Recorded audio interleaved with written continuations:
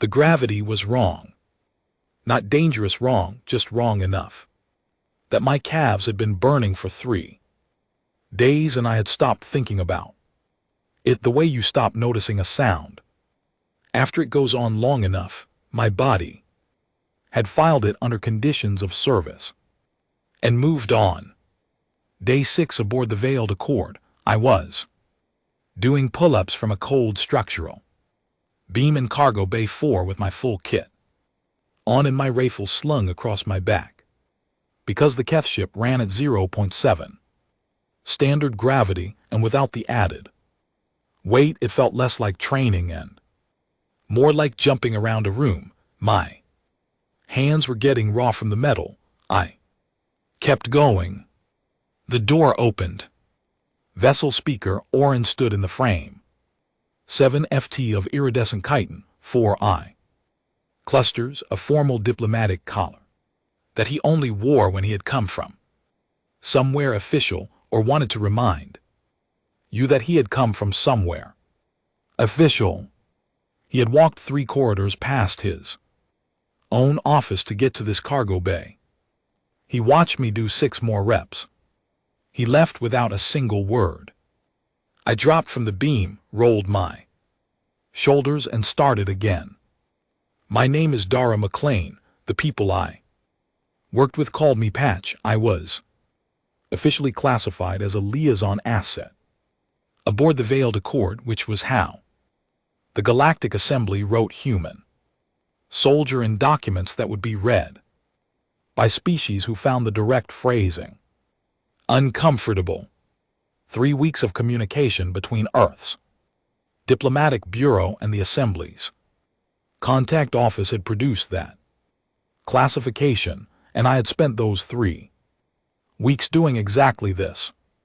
8 days until Palace Station, I was supposed to stand beside Orin at a diplomatic conference, represent Earth's interest in trade corridor negotiations, and under no circumstances generate an incident report, a clean, simple assignment. Simple assignments left a lot of time for pull-ups. I ate MRE number 14 alone in the cargo bay. No one had told me to go anywhere else, and I had not asked. The crackers in Pack B were better than the ones in Pack A. I had no explanation for this and did not want one. A data pad appeared under the door. Not slid placed, there is a difference, and it is in the care of it. Someone had crouched down and set it there quietly, not wanting to make noise, not wanting to be present when I found it. I picked it up. Cath script on one side, human standard translation on the other. Xenosociology brief compiled by the Assembly's Contact Division, distributed to diplomatic staff before engagements with human personnel. I was the engagement, I could tell from the slightly nervous tone of the writing, the circular phrasing of someone describing a subject they did not fully understand and were not sure they wanted to. I read it while I ate. The document described certain human groups as having developed a practice of deliberate self-conditioning, controlled sleep deprivation, extended physical stress training, repeated scenario exposure in high-risk environments. The purpose, as the document framed it, was preparation. The goal was to recalibrate the body's threat response to redirect the instinct that in most species produced paralysis and retreat into something that could still function. It used the word conditioning with an underline and a footnote explaining that no equivalent practice had been identified in any other assembly member species. It noted that humans who had undergone this process showed a measurably reduced physiological fear response during active threats, not absent changed fear, and these individuals appeared to operate as information rather than Alarmed. The document recommended that diplomatic staff maintain professional distance and avoid anything that might be interpreted as threatening. I set it on top of my kit. They had most of it right. The part they missed was the part that mattered. They had described the process accurately and understood the result. Completely wrong. The conditioning was not designed to reduce fear. It was not designed to make anyone braver or calmer or more at peace with being in danger. It was designed so that when the bad moment came, the person in the middle of it would not stop. That was the entire purpose. Keep moving, keep making decisions. Do not stop. The fear does not go away. It is still there every single time. You just stop letting it steer. A sound at the door. A deliberate scuff of chitin on metal floor, which I had worked out over 6 days of observation, was the cath equivalent of clearing your throat before you walk into someone's space. I had noticed this one before, younger than the rest of the crew, or he moved that way like someone still deciding where to look in a room, smaller than the others, which in cath terms still put him wider than a standard door frame. He wore a translator unit on a band at his neck. He moved carefully in the corridors of his own ship as if he was practicing something he had not yet fully learned.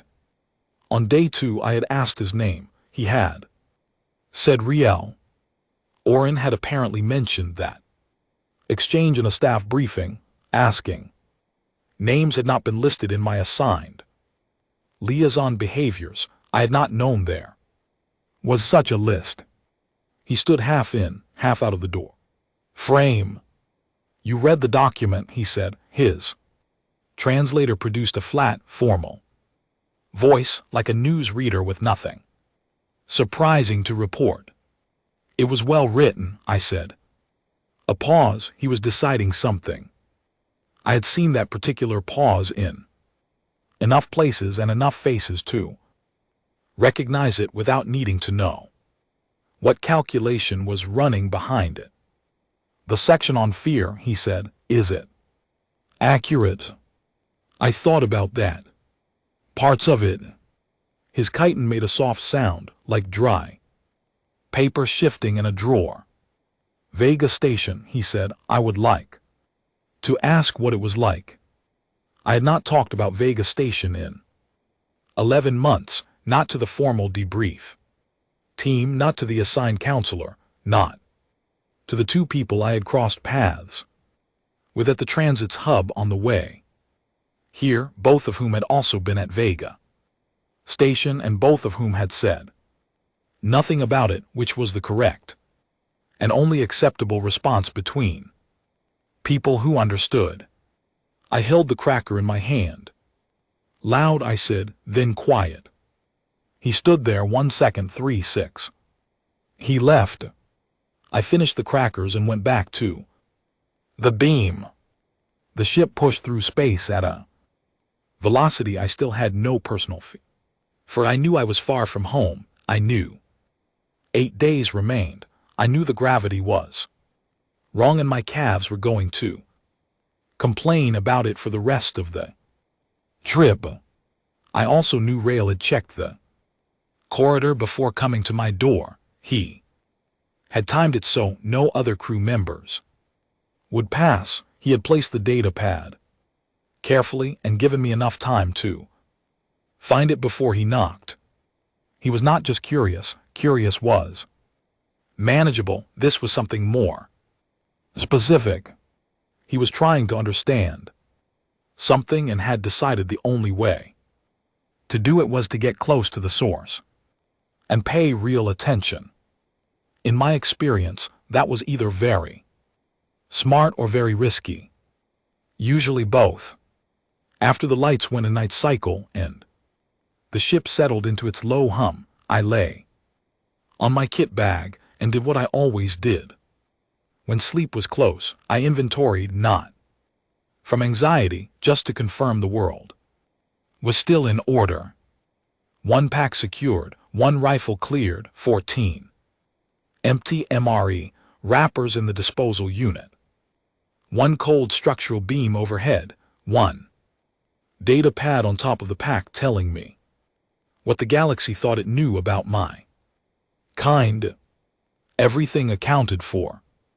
Almost. The thing not quite accounted for was the 2 words I had given real.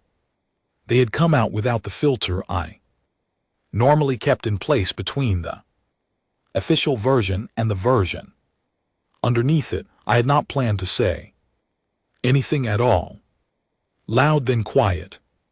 12 people, my unit, 6 hours of a situation that got worse and then went past worse into something with no category, and then 1 person left in the quiet which had its own kind of sound. I closed my eyes. 8 days. I was very good at living 1 day at a time. That skill had taken me through a lot of places, and it would take me through this one.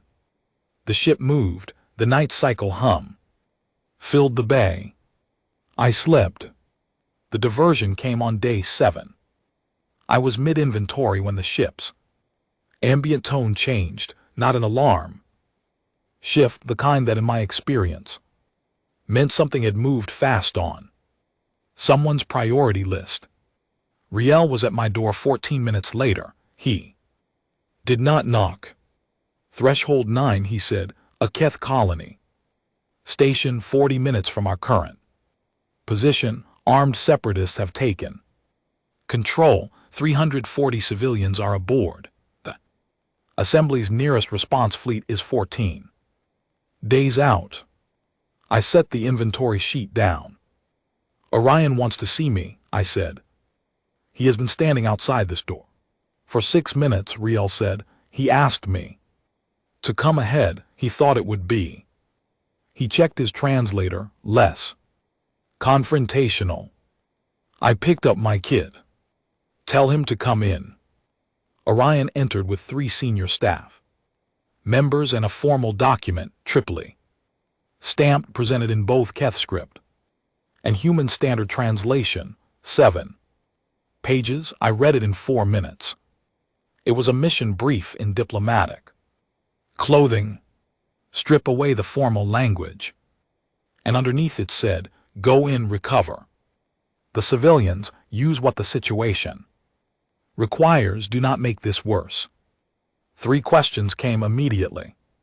How many hostiles? One of the staff answered, between 20 and 30 Vreth separatist units.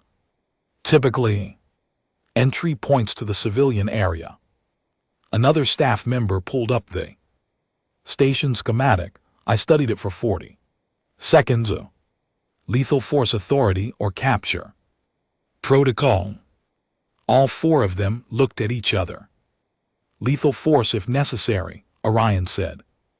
Good copy. I slung my pack. Orion tilted forward slightly, the Keth version of a clearing throat. We have an assault team, he said. 8 warriors well trained by assembly. I will take one. A silence. Want. I looked across the room. I want. Rill. Longer silence. Rill is a communications officer. Staff member said. He moves quietly. He follows direction.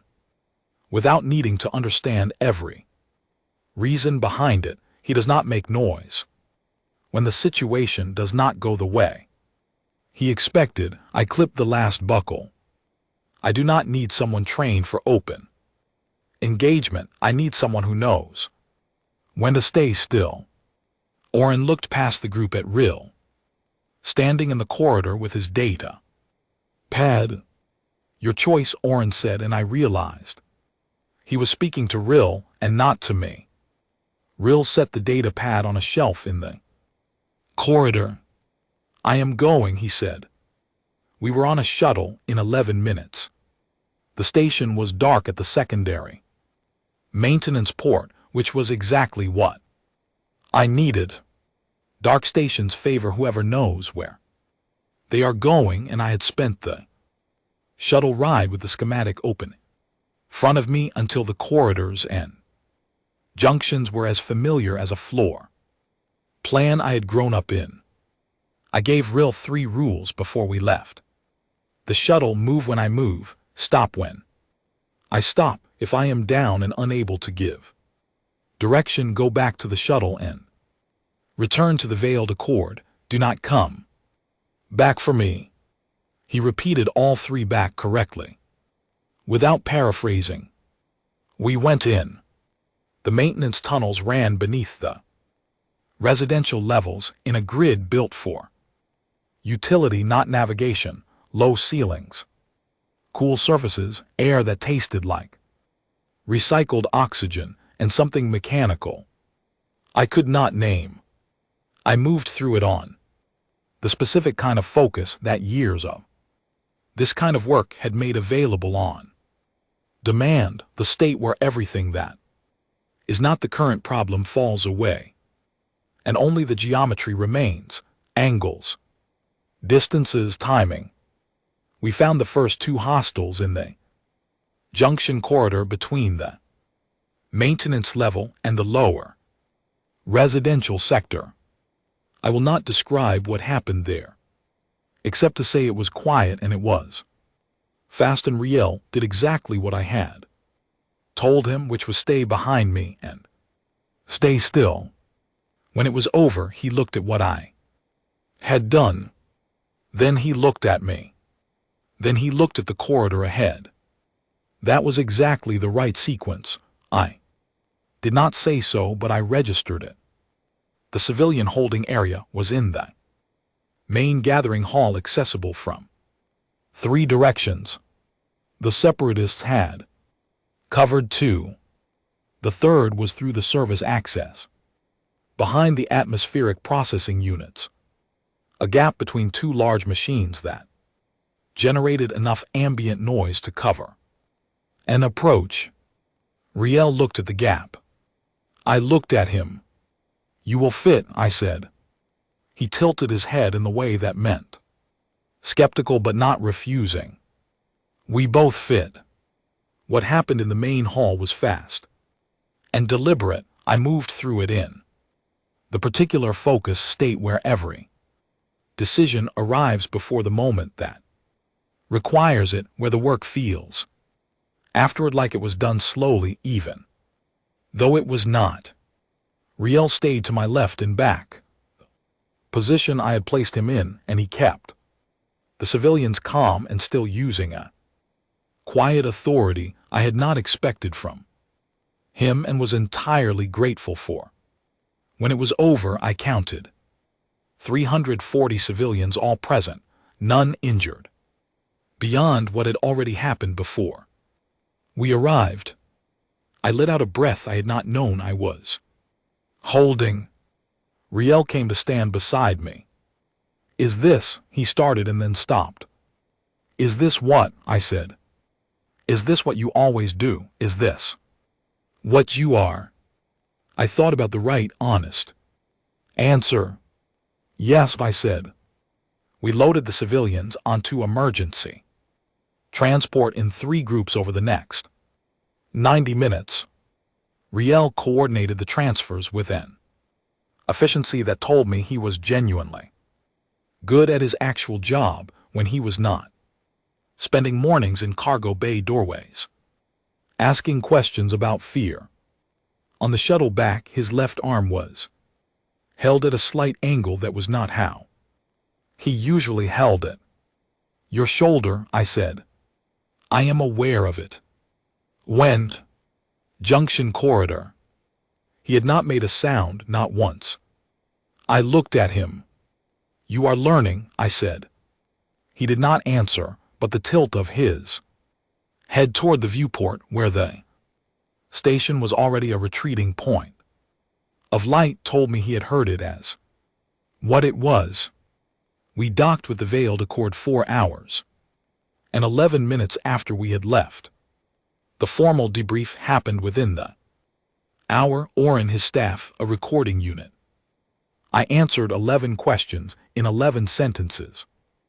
Oren asked the 12th slowly, as if he had been deciding whether to include it.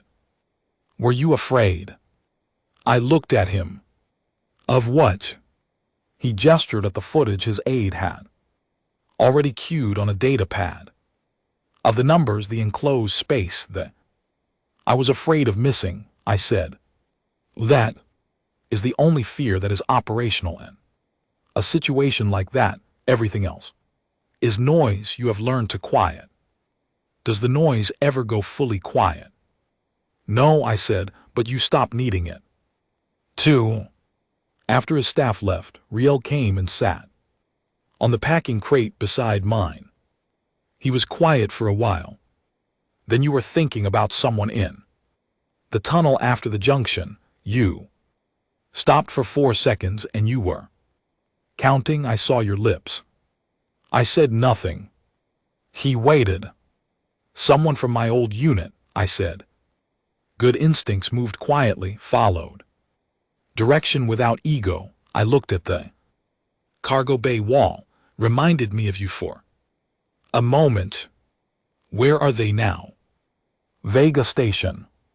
He understood. He did not say he was sorry, which was the right call. Sorry was a word for things that could have gone differently. We sat in the shuttle bay for 10 more minutes without speaking, and it was the most comfortable 10 minutes I had spent on that ship. The formal incident report from Threshold 9 reached the Galactic Assembly 72 hours after we returned to the Veiled Accord. I knew this because Riel told me.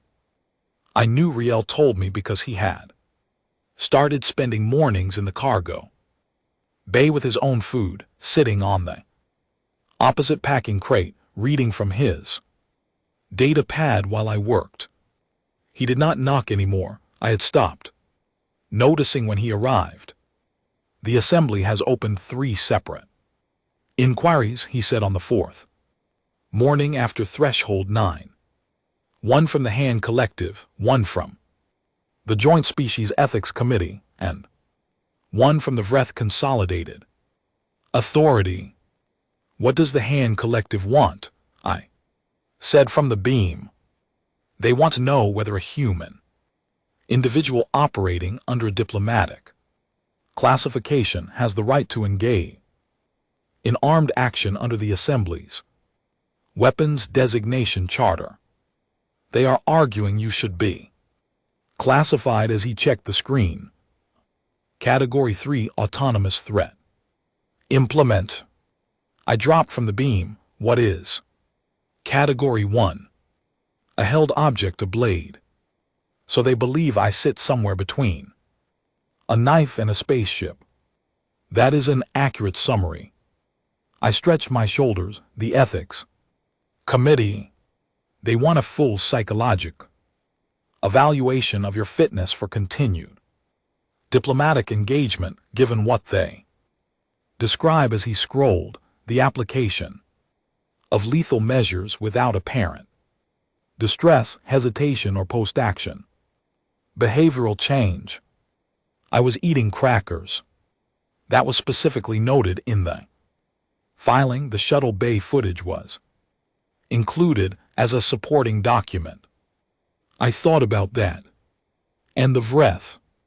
Riel set the data pad on the crate.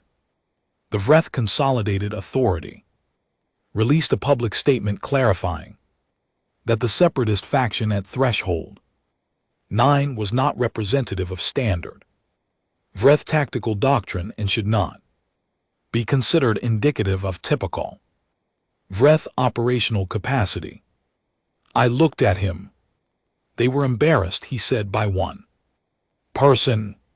I picked up my kit and began the morning check. Every buckle, every connection confirmed. My hands moved through the sequence without much direction from the rest of me, which left my mind free. What does Oren say? V vessel speaker. Oren submitted Formal commendation to the Assembly. Council on your behalf, which is currently generating its own separate controversy because several council members believe it sets a problematic precedent regarding the recognition of human-originated tactical action under diplomatic classification. He had submitted a commendation. I had not known he was going to do that. There is something else, Riel said. The Assembly's Contact Division has revised their existing xenosociology brief on humans. They have added a new category. He read it to me. Human Special Forces Operational Subgroup voluntarily self-modified through stress conditioning, sleep limitation, and repetitive trauma. Exposure, cognitive profile lateral. Problem solving under extreme duress. Threat assessment critical, engagement. Recommendation avoid. He put the data pad down. They got most of it right, I said. What did they get wrong? I thought about the honest answer. They think the goal of all that training is to produce someone capable of doing damage in a bad situation. I said, someone dangerous. Is that not what it produces? That is a side effect. I ate a cracker. The goal is to produce someone who does not stop. Capability is not the thing. Continuation is the thing. You keep going, keep deciding, keep working. The problem. You do not stop even when stopping would be the rational choice. Because stopping is the one option that guarantees nothing gets fixed. Riel was quiet for a long time. Vega Station, he said. The name placed in the air between us. Like something being returned. Vega Station, I said. I did not explain. He did not ask me to. That was the shape of it. 12 people who had not stopped until they could not go anymore, and one who had stopped only because there was nothing left to continue toward, and then had started again the next day and the day after, because that was the only thing left to do. Not bravery, not strength, not any of the things the Assembly documents kept reaching for. Just the only thing I knew.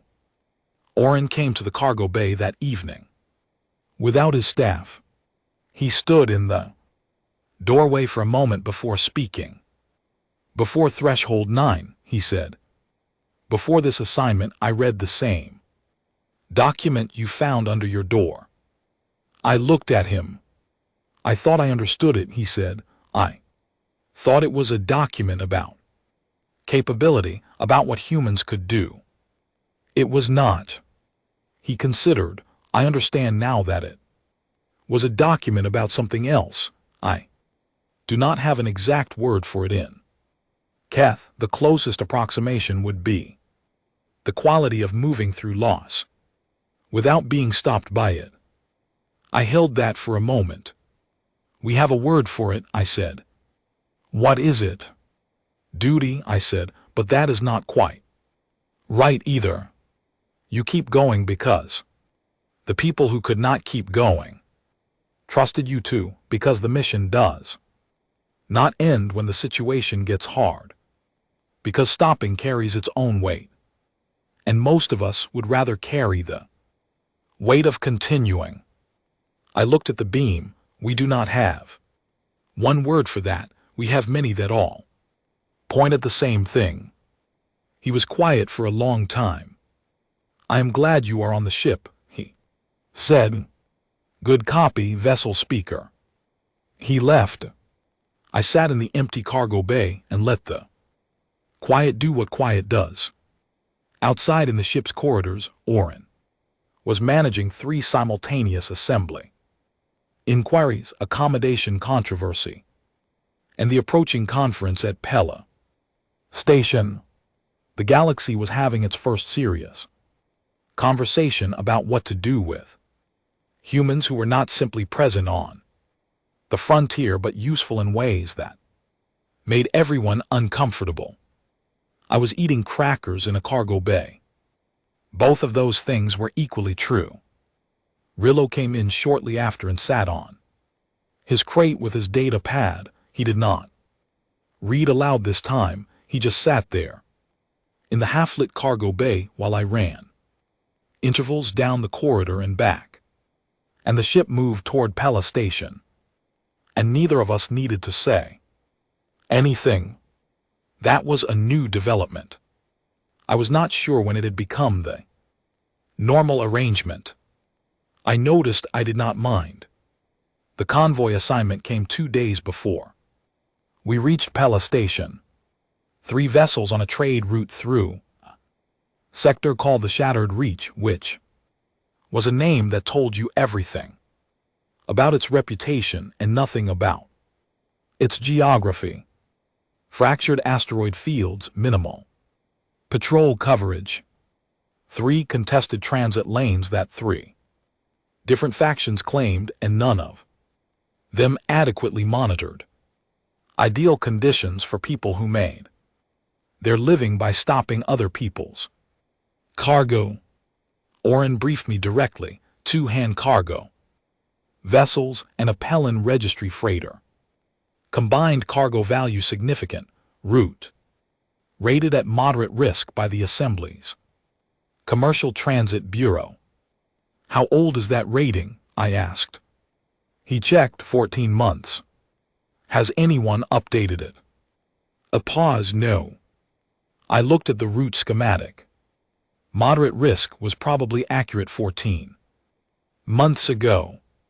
The Shattered Reach has gotten more active since then. 3 different groups work it now, and they have a general agreement about not crossing each other's assigned lanes, which means individual lanes are more densely operated than they used to be. You have been studying the sector. Riel reads quickly and shares freely. Oren made the quiet sound I had come to understand as resigned acceptance. We departed with the convoy and were 12 hours into the transit when both gunships appeared off the port side of the nearest hand vessel, Pellan Registry. No transponders running in the Shattered Reach. Operating without a transponder was not ambiguous. The hand crew transmitted a distress signal and locked their bridge. I was already moving. The boarding tube was poorly pressurized, and the transit was uncomfortable. I moved through it in under 90 seconds, compensating for the gravity variance at the midpoint, and came through into the hand vessel's main access corridor with the station schematic already running in my head. 4 branching corridors, sound signatures placed 3 hostiles in the near corridor, 2 more deeper in, 1 near the bridge access. The math was straightforward, the geometry was workable. I will not detail the next 22 minutes. I will say it required the specific kind of focus where every decision arrives before the moment that calls for it, where the work feels calm even though calm is not quite the right word, where the body moves through a problem that the mind has already mapped, and the two stay in the same conversation all the way through. When I reached the bridge console and sent the all-clear on Keth standard frequency, 22 minutes and 40 seconds had elapsed. I sat down on the floor of the main corridor. The gear check, every buckle in sequence. My hands knew the order and went through it without instruction. 1 through 12, the same sequence I had run, in the same order in places that looked nothing like each other. At buckle 4 my hands slowed. At buckle 5 they stopped. I sat in the corridor and went somewhere not far, not long, the space between the action and the return, the gap that had no name and no function, but that I visited every single time, without exception. The last time I had been at buckle 5, Like this, I was in a transit vehicle, moving away from Vega Station in the dark 3 days after the event with nobody else in the vehicle and the schematic of the station still in my kit and 12 names written in the debrief notebook that I had not opened since Buckle 5 had taken me 11 minutes that time. I got through it in 4. I counted that as progress. Riel was in the doorway. He had come across on a second tube from the Veiled Accord without authorization, which I was certain had generated a conversation with Oren's staff, and which he had clearly had anyway. He stood in the corridor doorway and looked at me on the floor. He looked at my hands, which were at buckle 6 now, and moving. He said nothing for a while. Then you go somewhere when it is over. You go somewhere that is not here. I come back, I said. I know. He came and sat across the corridor from me, back against the opposite wall, not close, not far. How long does it take? Depends on how much there was to do. Larger operations take longer to come back from, not physically, just I looked. At buckle 7, there is more of it too. Set down. Is that what you do, set it down? Temporarily. He was quiet. Then he asked the question that cost him something. I could see it in the slight shift of the plates along his upper structure, the tail I had noticed weeks ago that he did not know he had. Are you all right? Not a status check, not operational language. He had learned that phrase from me. I had said it to him once when his shoulder was being treated, an offhand check. The kind of thing you say before you have thought about whether to. He had asked me 2 days later whether it was always used as a question or whether it could also be a statement. He was using it as both. I finished buckle 7, 8, 9. I am functional, I said. I am mission ready. That is not what I asked. I stopped at buckle 10. The corridor hum ran under everything. Somewhere forward, the hand bridge crew was opening their door for the first time in 23 minutes and discovering what was in their corridors. I reached into my kit and took out the last MRE I had, Pack B, the one I had been holding onto without a clear reason. I held it out to Riel. He looked at it, he looked at me. I said nothing, he said nothing. He took it. We sat in the recovered vessels corridor for 9 minutes without speaking. He ate the crackers from Pack B. I finished the gear check, buckle 10, 11, 12, and the world came back to its normal size, which was a manageable size, which was all I ever asked for. Better than Pack A, I said. He considered it seriously. The texture is different, I prefer it. Correct answer, I said. We went back across the tube. Oren was at the docking port. He looked at both of us for a moment, his eye clusters moving through several things I was getting better at reading. The convoy is secure, he said. Both gunships disabled. The hand crew reports no casualties. He paused. You were on the vessel for 22 minutes and 40 seconds. Yes. The hand captain is asking for your name. Tell him it is Patch. Oren tilted his head. Is that your name? It is the one that counts, I said. I went back to Cargo Bay 4 and started the gear check again from buckle 1. Old habit, you do not leave a sequence half finished. We arrived at Pella Station on day 14. The station was built into a refashioned asteroid the size of a small moon. Rings of docked vessels extended outward in a pattern that from the approach made the station look like it was made of ships. rather than housing them, 43 member species, 6,000 permanent residents, the place where Earth's formal engagement with the galaxy had been ratified 8 years ago. I noticed the docking bay smelled like engine coolant and industrial sealant, which was the same smell as every other docking bay I had ever been in, regardless of location or species. Operating it, I noticed the gravity here was much closer to standard, and my calves noticed immediately by suddenly not hurting. I noticed Orin's formal collar was on, and his staff was arrayed behind him in rank order, and there was a conference reception team waiting near the main arch, 4 species represented, all of them looking at me with the careful, neutral expression that I had come to understand was what the assembly wore when encountering humans they had heard about but not stood next to before. I stood straight, I looked professional. I did not do anything that would generate a report. There were 12 humans at Gate 7C. I saw them from 100 m out. You do not need a roster, you do not need insignia or formal identification. You know your own in a crowd the way you know an exit in an unfamiliar room. Something immediate and physical that does not require analysis. It is in how they stand, loose and ready.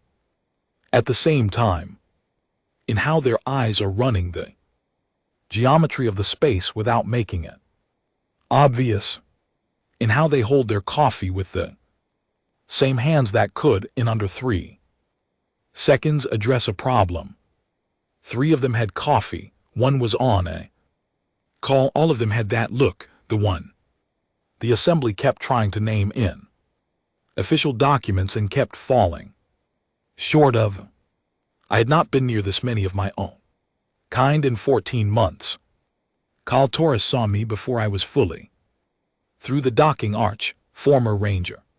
From his posture, new beard missing the ring finger on his left hand, which had its own story, which I was not going to ask about because he was not going to ask about mine. He looked at the honor seal on the inside of my collar, the one Orin had given me on the final day of the voyage. Small Keth-worked metal, cold against the skin when I had first put it on. I had worn it every day since. Torres did not ask about it. I looked at the coffee in his hand. He held it out. I took it. It was, genuinely and unexpectedly, the best thing that had happened to me in 2 weeks. Patch, he said. Torres. That was the entire exchange, 4 seconds.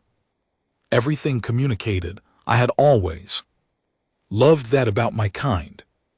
Rill found me before I transferred to the new team's vessel. I was moving through the transit corridor between the diplomatic wing and the commercial docking sector, Kidon, at the pace of someone who has a direction and is not taking their time. He was moving at the pace of someone who had gone out of their way to intercept. Exactly that kind of person. He had about 20 m of corridor. I slowed. He came to stand in front of me. He had brought nothing, no data pad, no document, no official reason for being there. He looked at the honor seal on my collar. His hand came up. He touched it once. The tip of one finger, just the edge of the seal where it sat against the fabric. I knew this gesture. I had looked it up on the night I had started leaving the cargo bay door more than halfway open the night after. Threshold 9, when I had sat on the kit bag for a long time before sleeping and thought about what it meant to be useful to someone who was not your kind in a situation that neither of you had expected. In Kaith cultural notation, it meant I will carry the memory of this person. Not a passive thing, an active one, a choice being made and declared. I looked at him. He looked at me. I picked up his wrist, the one from the arm that had been in the sling, and held it for 1 second, the human version of what he had just done, which I knew he would understand because he had spent 2 weeks paying careful attention to things the briefing documents did not cover. Then I nodded once. I picked up my kid. I walked. Looking back was not something I had practice at. The new team's vessel was a converted survey ship, which meant narrow corridors, bunks bolted to the walls at angles that nobody had tested for sleep. A common area with a folding table and 4 chairs that 12 people used by agreeing that personal space was a concept and not a current reality. The coffee unit looked like it ran on hope. Someone had drawn on the wall map in 3 different colors of marker. Tors briefed us around the table. The mission was in a sector called the Vanthryx Passage. 3 assembly species had begun disputing transit rights there, which had turned the sector into exactly the kind of situation that diplomacy moved very slowly toward, while the people actually inside had a much more immediate problem. There was a working platform in the center of the contested zone. Approximately 200 residents, none of them were parties to the dispute, all of them were currently the leverage in it. The last supply vessel had turned back 40 hours ago when one of the disputing factions demonstrated they were willing to prevent platform access as a negotiating position. So they are holding the residents in place without technically holding them, said Kate Marsh across the table from me. Former Royal Marines, compact and precise with the particular quality of paying attention that made you feel like she was reading the fine print of everything you said. Technically, Tors said. We are not going technically, said Ben Harker from the corner, 1 sentence. He did not look up from the map. No, Tors said, we are not. I had been looking at the wall map since I sat down. The Vanthryx Passage had 2 constrained approach lanes and 1 open one. That read as a tactical liability until you thought about it from the other direction. I picked up a marker from the table. Everyone looked at me. I drew on the map. Entry here, I said. The constrained lane looks like the problem, but it also means they can only cover 1 approach at a time. You run a decoy element up the secondary lane, I drew it, and you come in through the primary with the supply vessel while their attention is split. Tors watched me draw. And if that does not hold, he said, then we do the other thing, I said. He looked at me for a moment. How long have you been thinking about this? He asked. Since I sat down. Owen Gale, who was the quietest person at the table and therefore had probably been in the worst situations, looked at the lines on the map. How long does the other thing take? Give me the platform schematics and I can tell you in an hour. Ben Harker looked up from the map for the first time. You are Patch, he said. Yes. Tors mentioned you. He looked back at the map. He said you were the most efficient person he had ever heard of. A pause. He said efficient the way you say it, when it is slightly concerning. I looked at Tors. Slightly, Tors confirmed. Nina Cross, sitting nearest the coffee unit, pushed a fresh cup across the table to me. The machine actually works, she said, despite appearances. Good to know, I said. I drew another line on the map.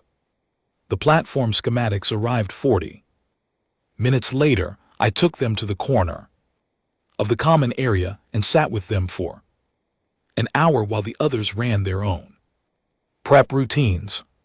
Standard layout for a working platform, residential clustered. In the center, operational systems in the outer rings, maintenance access through the understructure in 4 places. I built the contingency plan the way always built them, starting from the worst possible moment and working outward from there. What do you do when the plan fails? What do you do when communications are out? What do you do when there are more of them than the intelligence suggests? What do you do when the one thing you planned around turns out not to be true? I had run through versions of those questions in a lot of different places. The answers were always slightly different in their specifics and always the same in their structure. You keep going, you make the next decision, the mission continues. Tors came back to the table around midnight ship time. He sat across from me and looked at the notes I had written in the margins of the schematic in a shorthand nobody else read. Sleep, he said. In a few hours. He looked at me. 14 days, I said, maybe 15, the Cath night cycle did not map exactly. He was quiet for a moment. Orn's commendation went into your official record, he said. The Assembly is paying attention. I know. The first one of those in 42 years, he said. I know. He leaned back in the chair. What do you think about that? I thought about the last 14 days, about a cold beam at wrong gravity and a data pad under a door that had almost understood something important about a dark station and counting heartbeats in a junction and a shoulder held at a wrong angle all the way back to the ship, about footage that 3 assembly committees were arguing about, informal language that kept not quite landing on the right words, about one finger touching one small seal in a transit corridor, about a gesture that meant, I will carry this. I think the galaxy will figure it out. Eventually, I said. Figure what out? That we are not what the documents say. We are, I looked at the schematic, we are not a threat assessment, we are not a classification. We are not the Threshold 9 footage or the Shattered Reach footage or whatever comes next. I put the marker down. We are people who had something to do and kept doing it. That is all. That is the complete thing. Tors held his cup. The galaxy is scared of us, he said. I know. That is useful sometimes. Situationally. You do not want them scared, he said. Not a question. I thought about about a packing crate and a shared MRI and 2 weeks of learning how to exist in the same room as someone who was not my kind and still have it mean something real. I want them to understand the difference, I said, between what we can do and what we are. Tors nodded once. He got up, refilled his coffee and put a second cup in front of me on his way back. Brief is at 600, he said. I will be there. He went to his bunk. I sat at the table alone with the schematic and the map and the cold coffee and the particular silence of a ship moving through a dark sector toward another situation that needed a specific kind of person to walk into it and not stop. I was that kind of person. 11 others on this ship were that kind of person. Somewhere back on the Veiled Accord, was learning to be a different kind of person, which was its own form of not Stopping, which was the thing none of the documents had managed to write down accurately. Oren was managing 3 assembly inquiries with a commendation he had filed without asking anyone's permission, sitting in the middle of the pile, generating controversy by insisting on accuracy. The galaxy was having its first real conversation about humans, not the frontier kind or the diplomatic kind or the dock worker at the flooded maintenance shaft kind. This kind, the kind the assembly called special forces in its documents and could not fully define and therefore filed under a void. Their problem to manage. I finished the coffee and carried the schematic to the narrow bunk and lay down with my rifle beside me and the plan already built in my head, and I was asleep in 4 minutes, which was a personal best for the last 3 months. In the morning, I would brief 11 people who had that look. In the morning, we would go to work. That was enough. That had always been enough.